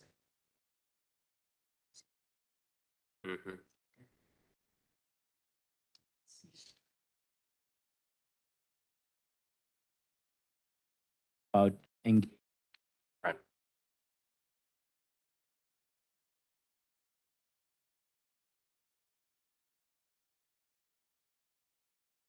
Sure. So the second question is probably a little easier to start with. We're not a policy-making arm per se. If you look at how our charter is as an adjunct to commerce, we're doing these very, call them essentially sales and marketing type activities on their behalf, which means we don't venture into the realms of policy. We may be asked for our opinion, which could eventually shape policy, and where we think we can make a difference. Of course, our board, our staff don't hesitate to share their thoughts, but again, we don't ultimately craft or write or even develop that policy itself.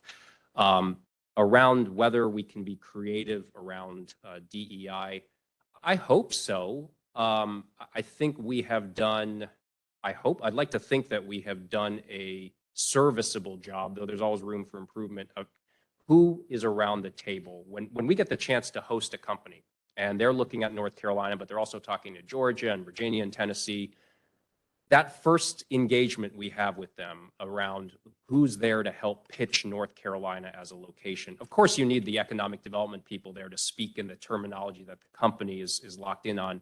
But there's a great opportunity there to also include other stakeholders who can also talk about why North Carolina is great, but to do it through a different prism. I think you're with NC Central, if I saw the name match correctly. So that's a great example of that would be a university where maybe they were not always invited to be at the table to talk about how they could help a company from a talent sourcing standpoint. And that's a missed opportunity. Like, shame on us if we don't leverage an institution like North Carolina Central to be part of that pitch to a company, especially if it's a company that is genuinely interested in diversifying its workforce. That didn't always, surprisingly, that did not always happen. Again, I started in this business in the late 1990s, and whether it was because companies just didn't articulate a requirement for diversity, or whether economic developers weren't smart enough to think, hey, maybe this is going to be important to companies down the road, there wasn't a lot of that inclusion. The table was very small. It was really kept to a very tight circle. There's no reason it has to be that way when we get the chance to pitch to a company. What we're trying to do is bring the most compelling, broad argument possible for why that company should choose North Carolina, and we ought to use every lever possible to get that company interested in North Carolina. That starts with trying to understand what's of value to them, but then it's like, how do we get that right ensemble of partners around the table to speak to each of those priorities that the company has articulated to us? Whether it's creative or not, I don't know that I can judge that, right? I kind of know what our strategy is.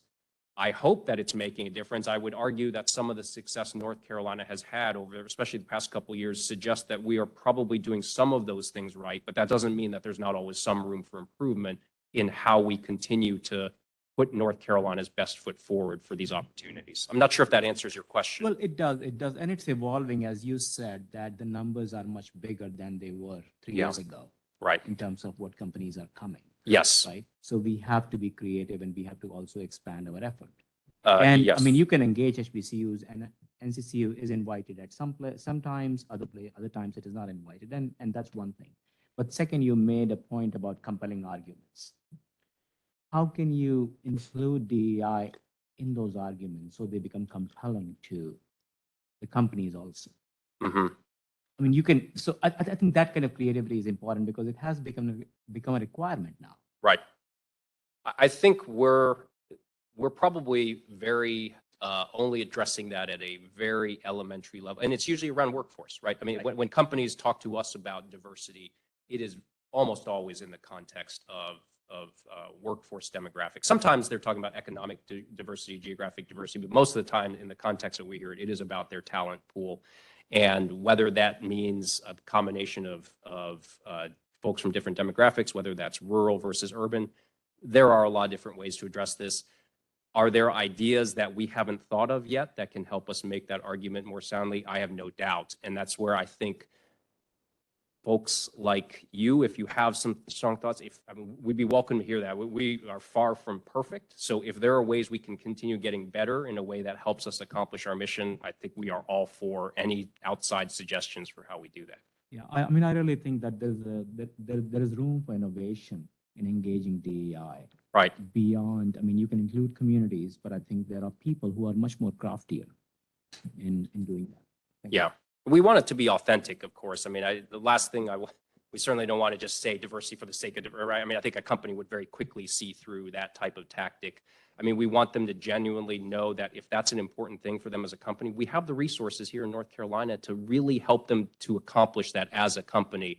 And those are the best situations where it's a win-win for both what the state wants to see from a policy standpoint, but also what the company genuinely is trying to accomplish. And I may be biased by virtue of my profession, but most of the companies I've dealt with in 25 years, they genuinely are interested in doing the right thing.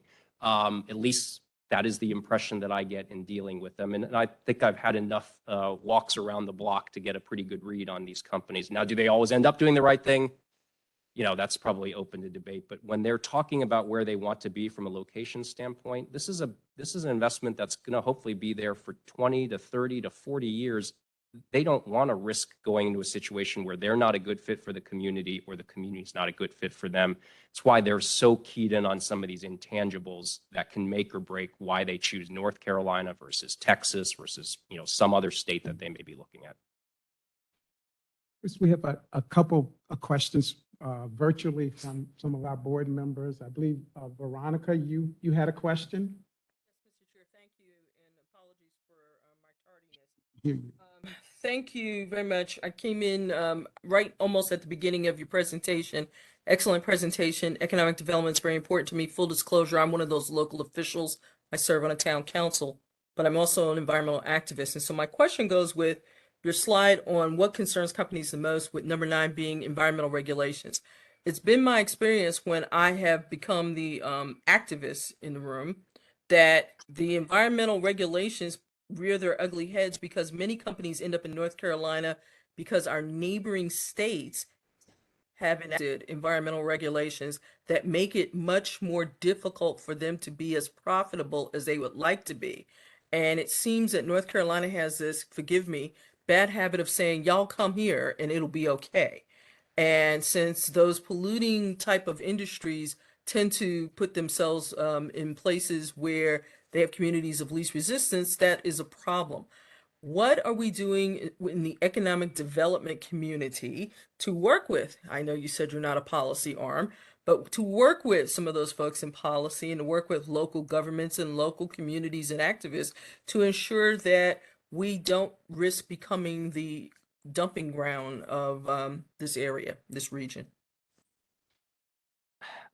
I think, I mean, that the question has some presumptions about the types of companies, at least that we're engaging with. I think the vast majority, when you think about those types of companies that have a really detrimental effect on the environment, for whatever reason, I don't know that those represent more than a very, very small handful of the types of companies that economic development groups are engaged with, at least not at the state level. The top 4 sectors that we are interacting with right now, if you look at those 230 active projects that we are working on today, the top 4 sectors by a long shot are in electric vehicle related manufacturing. So that's either the assembly of the vehicle or more likely the production of the battery itself. Again, those things do have environmental ramifications. You usually have a paint booth for the vehicle assembly. You've got some interesting elements and chemicals that go into the battery manufacturing, but these do tend to be state-of-the-art production facilities that have strong commitments to reduced environmental impact. I mean, Toyota is a great example. They have carbon neutrality goals, zero waste to landfill goals. It's hard for me to imagine that they're not genuine in their commitments to that, and they're not going to pick somewhere where they can skirt that corporate obligation that they've made to their stakeholders. The second category would be food and beverage, but it's not typically like processing operations or things like a hog farm. These tend to be consumer packaged goods where they're receiving some raw material and they're packaging it up in the way that the customers are looking for it. Plant-based proteins, for example, are one of the more frequent areas where we're seeing food processing related projects because there's this demand, of course, for alternatives to meat-based protein. The third category is life sciences and biopharmaceutical manufacturing, cutting edge therapeutics, cutting edge pharmaceutical products, stuff that's saving lives.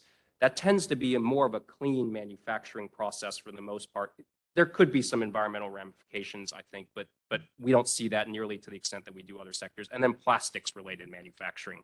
Those are the 4 sectors where we see the predominance of activities. Yes, each of those probably has some degree of environmental impact, but I guess I don't necessarily see those as the same types of projects that I'm trying to think, like when I worked in Ohio. You may not be talking CAFOs, but you are still talking a definite footprint. And when you say batteries have all kinds of issues going on with EV manufacturing. Landfills come to mind with some of the other things, even though we have a zero goal, a zero-sum goal, we may not be there. It still goes back to my question that if you do run across an industry or a manufacturer who may be trying to see, because environmental regulations is not number 9 for no reason. Mhm.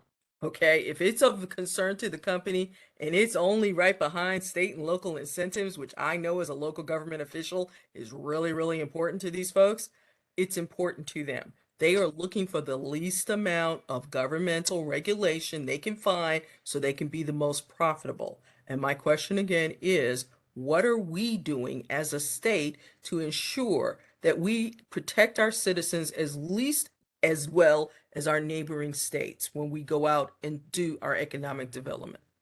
Well, I think, I mean, you heard Secretary Sanders talk about the example of this was Roseburg Forest Products in Halifax County. This is a company that's making lumber products to support the housing development industry. And I think that was the project where there were some discussions around EJ impacts early on before Secretary Sanders and her team made a decision around whether and how much in state incentives to offer. I think that's when they started that discussion with Secretary Beiser about, okay, well, let's make sure that from an EJ standpoint, this is checking the right boxes. I think that's what you're probably seeing more of here in North Carolina, but presumably in other states right now as this becomes a more prominent issue for policymakers to think about. I have a hard time reconciling. I mean, we talk about as a country and as a world, we want to get to more vehicle electrification, right? I mean, we can't depend on fossil fuels indefinitely for powering our vehicles. We've got to get there through things like electric vehicle technology, and those products have to be made somewhere. How do we figure out how we capture the economic upside of that manufacturing need while making sure we're not burdening communities that have long suffered some of the consequences of previous industrial investment decisions? And again, that's at the heart of what you all are doing on this advisory board, is how do we thread that needle? It's not, I don't envy your role. That's not an easy thing to do. And as I said, economic developers, if we're guilty of something, we've been guilty of this fact that if we go out there, do our job, attract these companies, everything else will take care of itself. And as I said, it's only been in recent years where there's been a bit of an awakening that, okay, maybe that's not the case. Maybe we have to be more cognizant and conscious about the effects of what we do. Like, it's great to have these successful job numbers. Everybody loves a good ribbon cutting. Everyone loves a good groundbreaking. But what's happening 2 or 3 steps down the chain as those companies get set up in our state? And that is not an easy thing. I'm not smart enough to figure out how you balance the policy for it, but I suspect that's why we have this advisory board, is to help provide some guidance on how we thread that needle. I think the DEI folks, to piggyback off what my colleague said earlier, would say that we need to be more intentional, and I'll leave it at that. Thank you, Ron. Secretary Beiser, we'll wrap this session up. It's been very, very productive. And just to add one more thing to that, and Chris, thank you so much for that presentation. But just to clarify, DEQ's role in this process too is not to say, hey, everything's going to be okay, is to say there's rules and regulations that have to be followed and to set those expectations up front. And so I'm sometimes the not as fun person in the room to say, here's what has to be followed here. And have you thought about, what these impacts are? Have you thought about, just to make sure that we're raising the issues that need to be thought about early in the process? And Secretary Sanders and I are committed to working together, as are Chris and I were committed to working together to think about how do we make more improvements on the front end. And I think that's actually a good transition, Mr. Chairman. One of the things that we've been talking about is how do we help facilitate better communication, better questions, better best practices in having those conversations earlier, and having that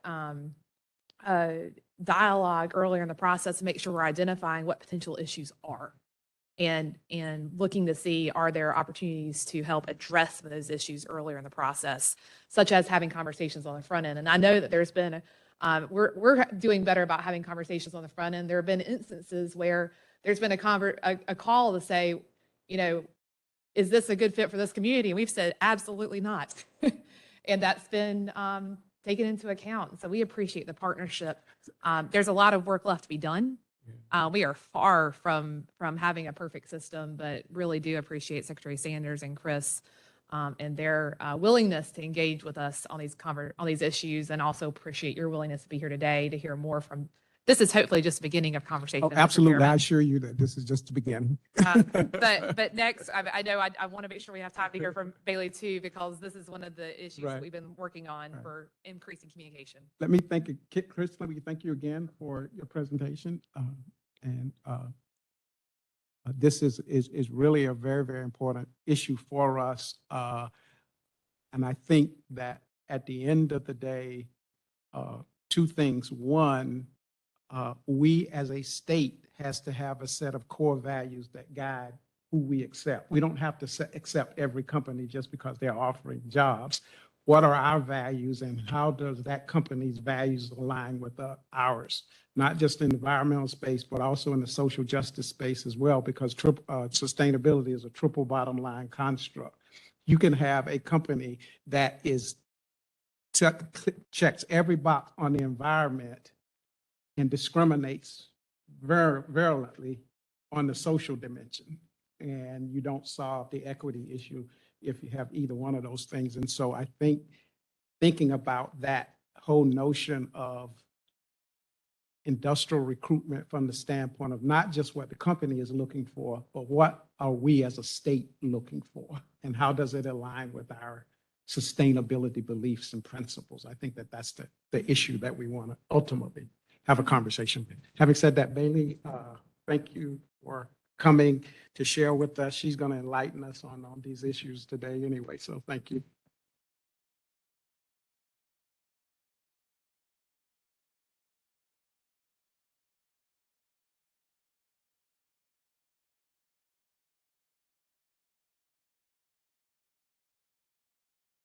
Good afternoon, everyone. My name is Bailey Rechtenwald. I'm the Chief Strategy Officer here at DEQ. I've been in this role since January, and previously you may recognize me because I first started my career in state government as an intern in 2018 with the EJ program here, and was here when this board was first created. So it's really great to be back here in this new role. And today I'm going to be talking about one of the creative ideas and tools that we are exploring to enhance some of the issues we've been talking about throughout this session about this upstream thinking of addressing issues on the front end. And so this is one method through this toolkit, which hopefully you have your packets of what it looks like. But starting off, I'd just like to say that this is a brand new idea thing. You are the first group to get to preview this outside of just the Secretary's office. So we're really looking forward to having your input today and having a good discussion on what we might be missing and what we can add to this idea. So starting off, the vision for this toolkit is to create a toolkit of resources and questions for businesses to encourage considering environmental justice early in the project process. And by that, we want businesses to think about these ideas as Chris said earlier, in the economic development community and profession, this hasn't been top of mind for very long. And so the idea of this toolkit is to get that to be top of mind early on, and not necessarily by the time it gets to the community's ears and there's a permit process, and really addressing that from the get-go. So we're hopeful that some outcomes for the toolkit's development would be for businesses to consider environmental and community impact during the site selection process, for businesses to meaningfully engage with neighbors early and often, and for businesses to incorporate enhanced environmental stewardship principles in their long-term operations past just the project development, but how can they incorporate sustainability and environmental stewardship as they continue to exist in a community for many years. Some things to note before we dive into it. We recognize that this toolkit should be a first step and not the only step. So this is an introduction for many businesses, but we do not want of people to flip the pages, check some boxes of a toolkit and say, we're done, we're good, we did EJ. The way this is structured is it really challenges folks to ask themselves questions for further exploration and hopefully encourage them to use additional resources, which leads to the next point, available. This is not the only thing out there, that we're not creating something new and talking about what EJ is and how to think about EJ. So we want to encourage folks to use other resources. And then finally, as mentioned before, this is an idea that Secretary Beiser talks about often as an upstream approach. So it's really about looking at a problem before it happens and before it becomes an issue. So this is one tool that we can use as an upstream approach to address some of the concerns that you all have raised today. With that, I'll go ahead and dive in.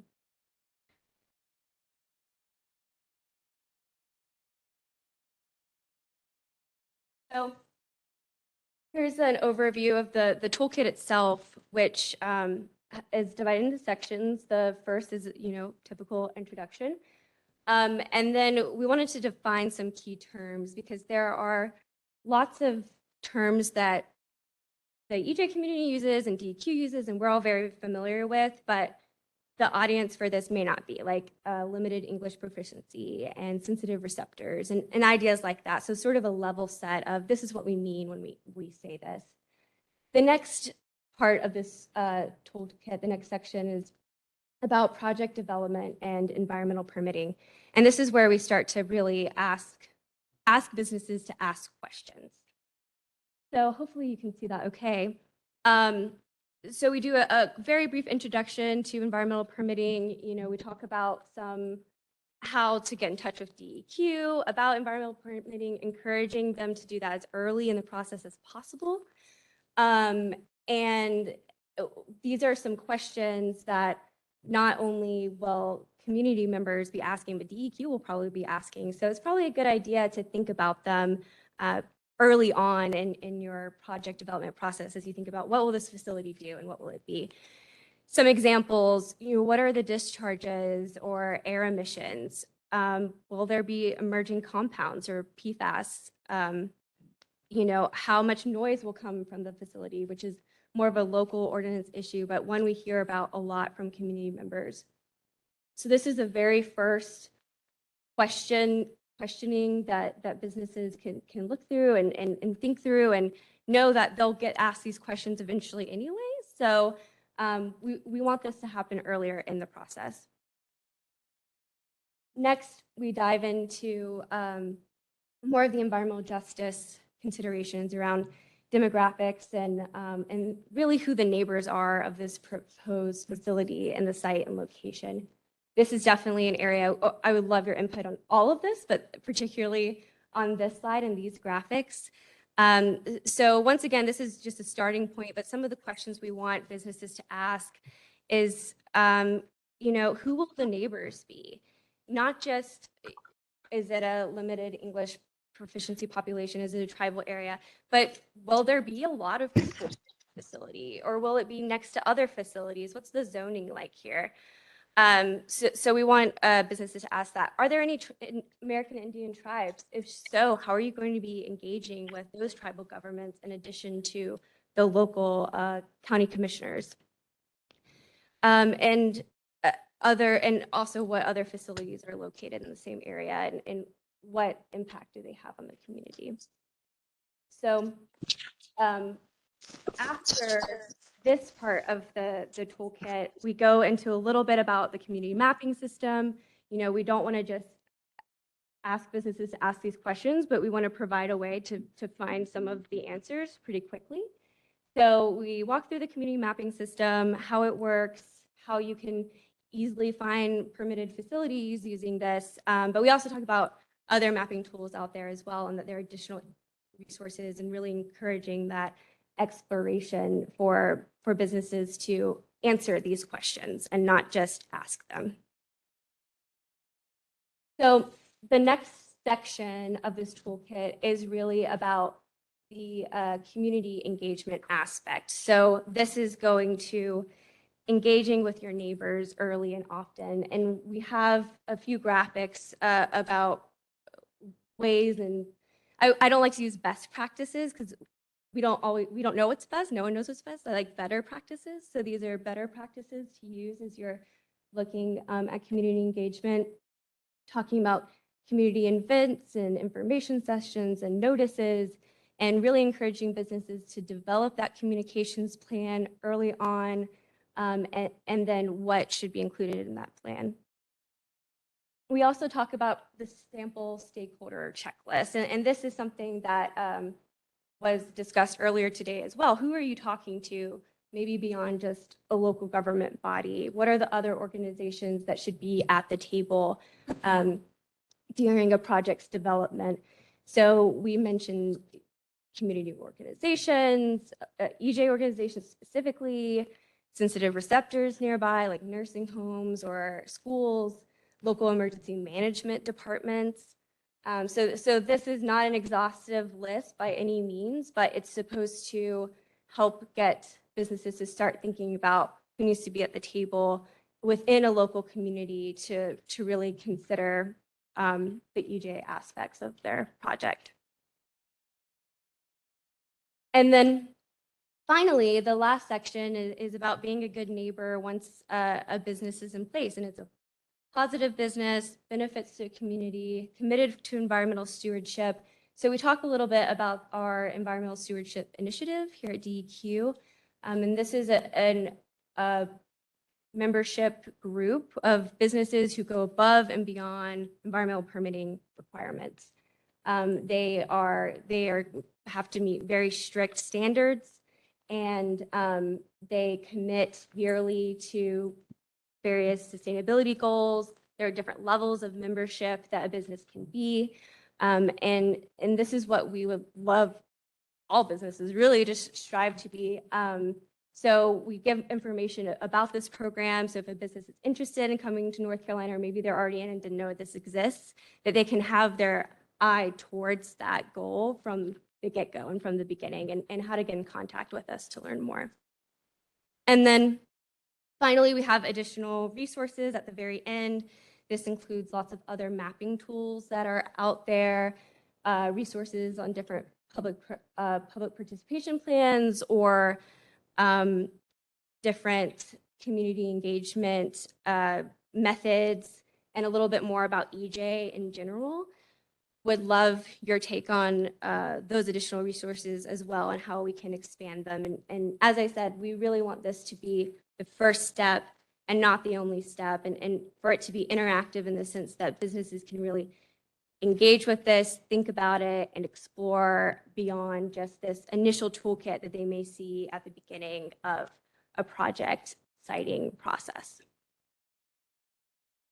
So with that, I'll open it up to some discussion questions. I know we're a little bit behind on the timing, so let me know if we need to pause or anything. But my first question, and I know that you're just looking at this for the first time, so please give me feedback after this meeting and once you have time to digest it a little more, or now or whenever. What are we missing? What sections aren't there that should be there? And beyond that, if there's specific things like in the EJ questions that should be added, what could be added there, and just your general feedback. So I'll pause there, and then we can go to our next set of questions. Ms. Richtenwald, thank you very much. We'll open it up for questions. I may have missed this, but I was thinking about the earlier presentation where we talked about recruitment being an anonymous process. Help me connect the dots with the toolkit and a process that's anonymous, and you don't reveal it until the decision has been made. How do we connect the dots on these two things?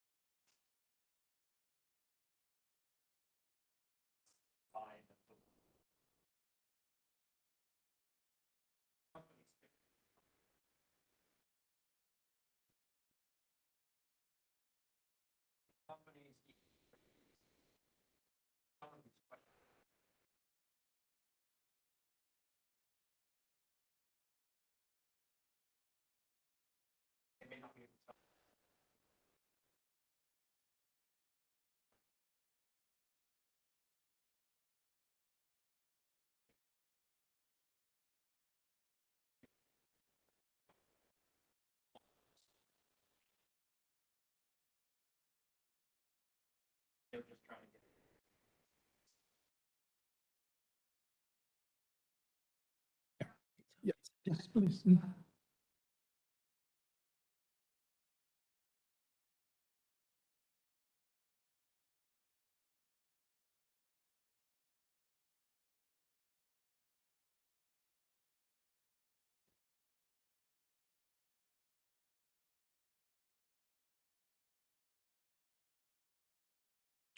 Okay.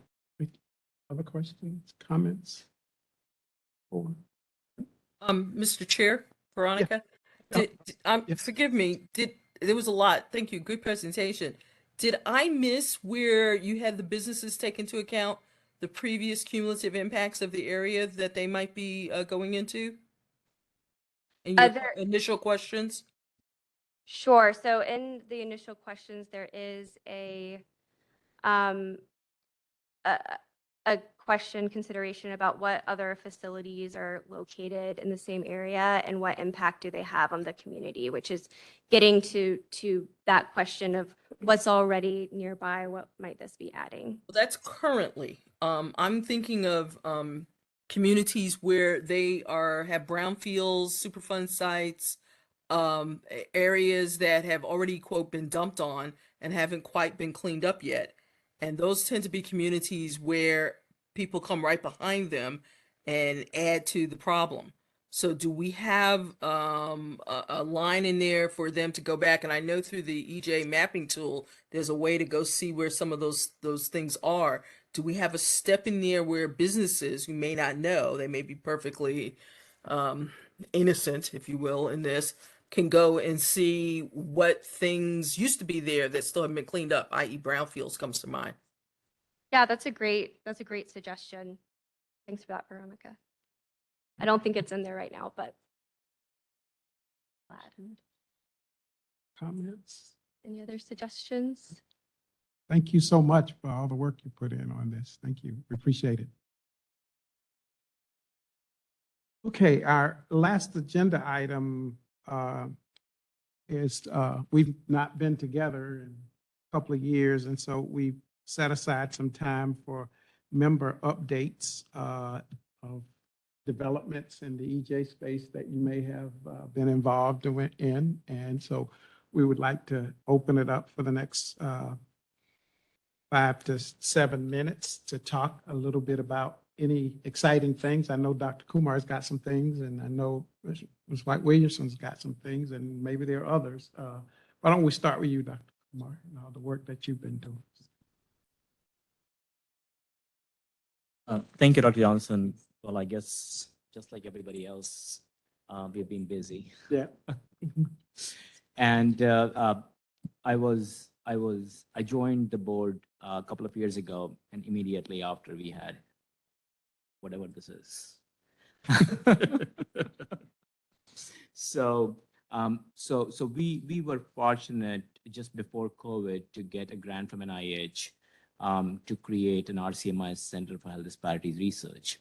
And we were doing a lot of community engagement work. And then when COVID happened, we realized that this is the time we need to go out in the community and do what we are supposed to do. So we created this new center, which was Advanced Center for COVID-19 related disparities, which was called. We have been able to do some work and very fortunate to be in the communities where there was the need. So that was one update that I wanted to provide. And working with the community, I saw some of the things firsthand, which a lot of community engagement researchers and researchers like me don't see. And we sit in our offices and we assume things. So I really think there is a need for academicians and researchers to go out in the community and really see what community engagement is about and how your research can impact. And that's something that I do want to highlight that. Fast forward, NCCU has launched a new partnership with RTI International, and we have recognized the importance of environmental science and space that we are in. And we have created a new center, which is Center for Applied Research in Environmental Sciences, and where we have joined hands and created a lab where we are going to be looking at effects of these environmental burden at the cellular level in terms of how it affects physiology, our physiology. So that's what we are trying to do. And the work is on the full spectrum. So we are doing some basic science, but we are also looking at environmental burden in, for example, water systems in the child care centers, and also social justice, environmental justice issues. So we are excited about this new center and the work that we'll be able to do with the partnership with RTI. And the last is there is a program, All of Us, by NIH, where they are collecting information, genomic information on about 1 million people. And it is joined recently by Dr. Jeff Ginsburg from Duke University as the chief medical officer. And he has a new initiative where he is requesting information from the community on what kind of environmental information they need to collect. Because as we all know, that it is not only genes, but all the whole environmental exposure and effect, which is more important. So yes, so they need to really know, and they need help in terms of what do we think they should collect. And I did send the link to Renee. If you can please forward it to everyone so they can provide their input. Terrific. So Thank you very much. thank you. Dwight Williamson? I'm not sure what I'm doing.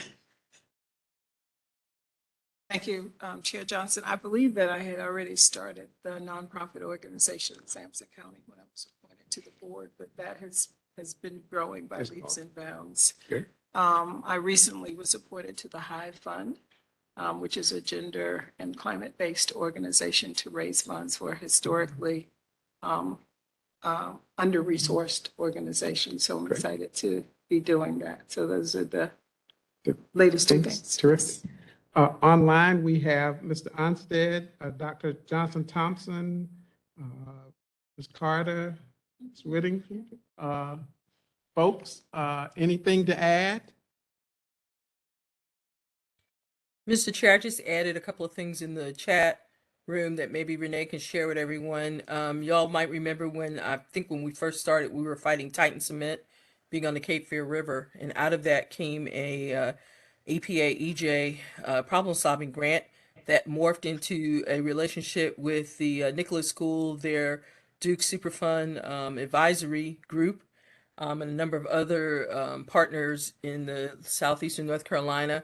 And we had something called the Stop, Check, and Enjoy campaign so that we could get the folks who were having to depend on fish, eating the fish out of the Cape Fear River, which is impaired, letting them know which are the safer fish to eat, because you can't tell people not to eat fish if they depend on those fish, and how to prepare them more safely. So I just put those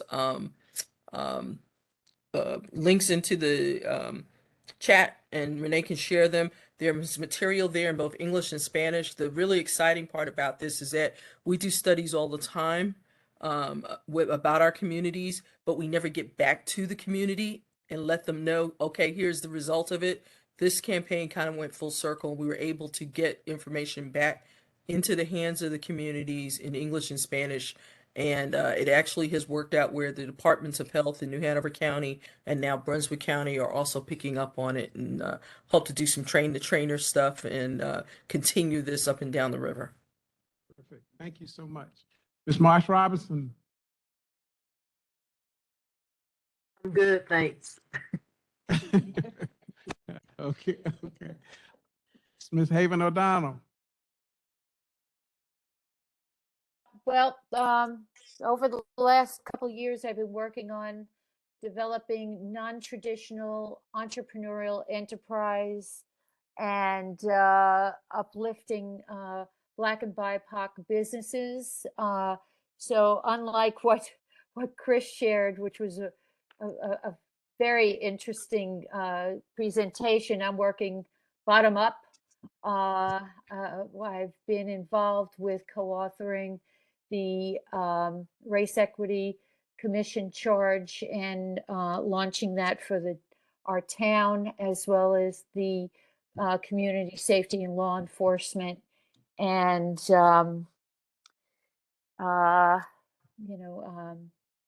was one more, but anyway, one of the things that I would like to see, and this is connected to what Chris was saying, I'd like to see where some of our regulation in North Carolina would help undergird the development of non-traditional businesses. For example, container businesses and also live work spaces. This is something that's really important within an existing community that we kind of forget, rather than what's going to come in, let's build from within. And I want to know, where is that discussion? So that's something that we're working on locally here.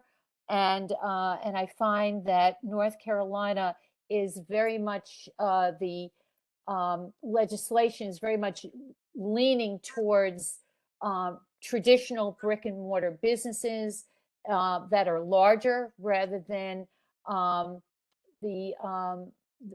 within communities. How do we get businesses up and thriving, and support folks who want to develop intergenerational wealth? Thank you. Mr. Einstein, Hello, Chairman Johnson. How you doing, sir? I can't tell it. Good, good. I like to say hello to everybody here, and looking at everybody, I think you've gotten younger since I seen you. You just got better glasses. The presentations today were awesome, completely awesome. But one important thing, from my perspective, is to recognize tribes in the state of North Carolina, 8 recognized tribes. I would love to work along with someone in commerce to try to get a meeting together for some economic development here in North Carolina with our tribes. I guess the greatest thing that's happened to me, Mr. Chairman, since we have met, is that I got 2 granddaughters. All right. I got Miss Lucy and Miss Alani. So I got 2 granddaughters. So Great. it's You're great adding seeing to our you. population. We appreciate it. Yes, yeah. Thank you, sir. Did we miss anyone from our team? I don't know if Dr. Thompson is still on or not. I see her. She may just be listening. Okay. Yeah. Okay. Chair Johnson. Yes. I would like to suggest the board consider a couple of advisory statements. DEQ recently solicited comments on the draft ARPA, Stormwater Administration Plan. And as a result of that, in 2021, the legislature created new funding programs to enable investment in stormwater infrastructure. And I won't read all of this for the sake of time. But I would like us to support the proposal not to rely exclusively on DEQ's community mapping system to identify disadvantaged communities, but rather to consider information in the application explaining what factors would qualify. And I can send both of these out to the board, but I think that it would be important for us to Okay. provide comment on If those. you can send that, copy me and Okay. Ms. Kramer, we will consider that. Other issues? We're not going to take a break because all of y'all are young anyway. And so we're going to move straight into public comment and move through this as quickly as possible. I want to thank all of you for being in the meeting today. I agree. I think we had fantastic presentations. I want to thank everyone who presented for the time and effort and careful thought that you put in the presentations and for your tolerance of our questionings and the like. We really appreciate that. If there are no other issues for the formal meeting, I will entertain a motion to adjourn the meeting. So moved. Been moved and properly seconded that we call the meeting adjourned, and please consider that. And we're going to take a 2-minute break and do our public comment. So if you can get things done in 2 minutes, that's good.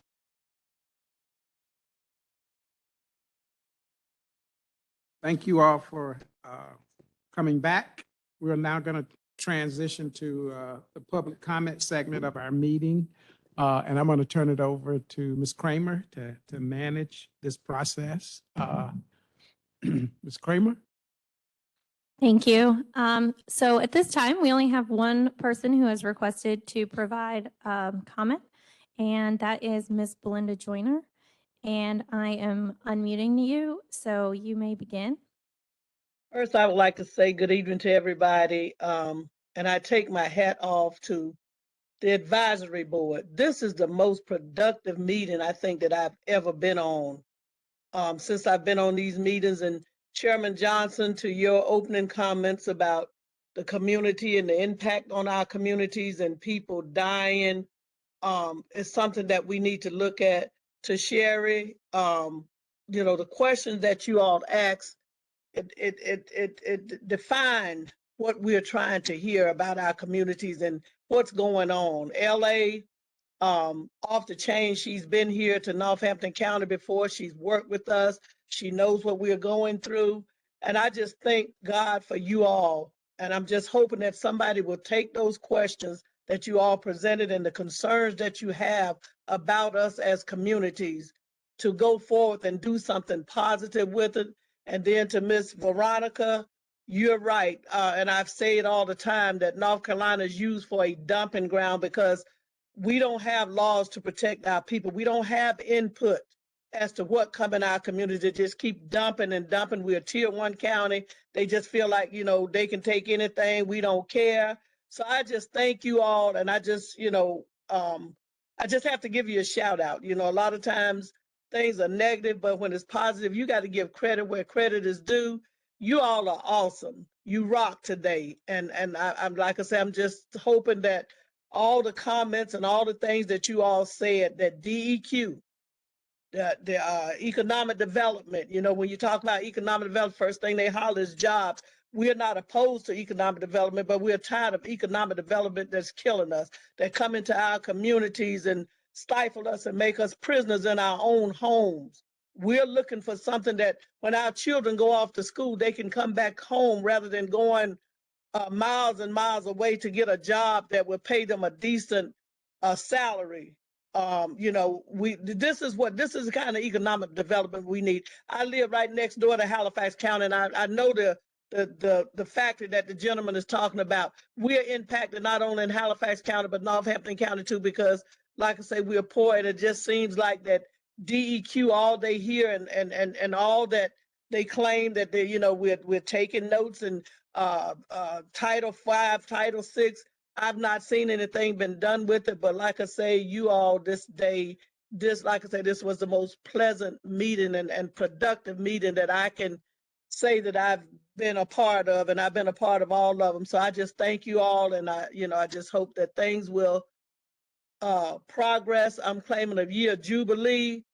Again, my hat's off to the EJ Advisory Board. Keep doing what you're doing. Thank you. Thank you very much, Ms. Joyner. We appreciate it.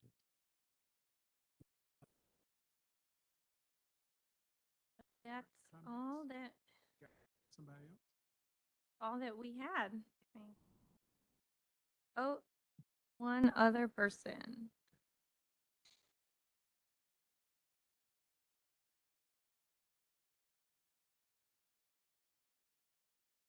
Alex Foster. Yeah, thank you. Hello, and thank you so much for the opportunity to speak tonight. My name is Alex Foster, and I'm a fellow with the North Carolina chapter of the Sierra Club. And tonight I represent over 66,000 members and supporters statewide who believe in environmental justice and the importance of protecting all North Carolinians from undue burdens imposed by polluting industries. Last week, we attended the board's special meeting where we heard citizens and experts express support for incorporating cumulative impacts into DEQ policies. Thank you for holding that meeting, as this was an important issue to many. Communities feel the health and environmental impacts of pollution from individual industries, as well as the accumulated impacts of all polluting industries in their areas.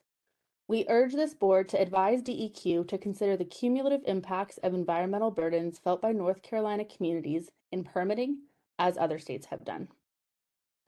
Environmental issues do not exist in isolation, and neither do the effects these issues have on human health and well-being. Industries like CAFOs and wood pellets have significant community effects that cannot be independently understood. Analyzing one impact at a time results in overlooking combined effects. This creates an inaccurate picture of social and environmental issues, hindering positive, impactful change.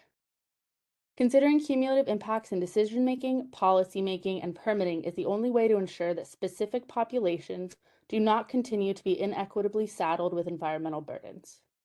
This makes cumulative impacts an essential component of environmental justice, which has been identified by Governor Cooper as a state priority, as well as by President Biden as a federal priority. The current lack of cumulative impact assessments by DEQ means that the agency may not see the forest for the trees. Nationally, some states are recognizing the importance of cumulative impact assessments. The board should advise DEQ to follow suit. The agency possesses this authority and a legal obligation to account for these impacts. Thank you so much. Thank you. Thank you, Ms. Foster. It does not look like we have any other requests for public comment, so. That's that. Final thoughts from anyone? I have a comment, Chair. I want to thank you, Chairs Johnson and Johnson, for being able to make this meeting accessible to those of us who have meetings immediately following and that needed to attend remotely. I really, really appreciate the effort that was made to make this happen. Thank you. Thank you for tuning in.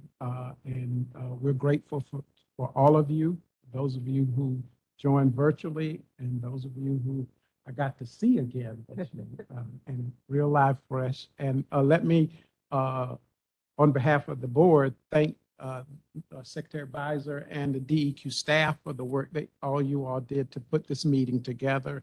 I agree. We had a heck of a meeting today. It was a fascinating discussion. And there's some parking lot issues that I'm going to talk to Dr. Johnson Thompson about, and maybe in our leadership meetings, we can put some of them back on the table for further discussion at another meeting or something of that nature. I think there's some issues here that we want to continue the discussion and dialogue down the road. So I'll take responsibility for some of that. And with that, thank all of you and have a good evening. I had planned to get somebody on who didn't show up to pay for dinner for all of us, but they're leaving. So when they come the next time in person, we'll get them at that time. You all be safe. Thank you so much. Thank you. Thank you. Take care.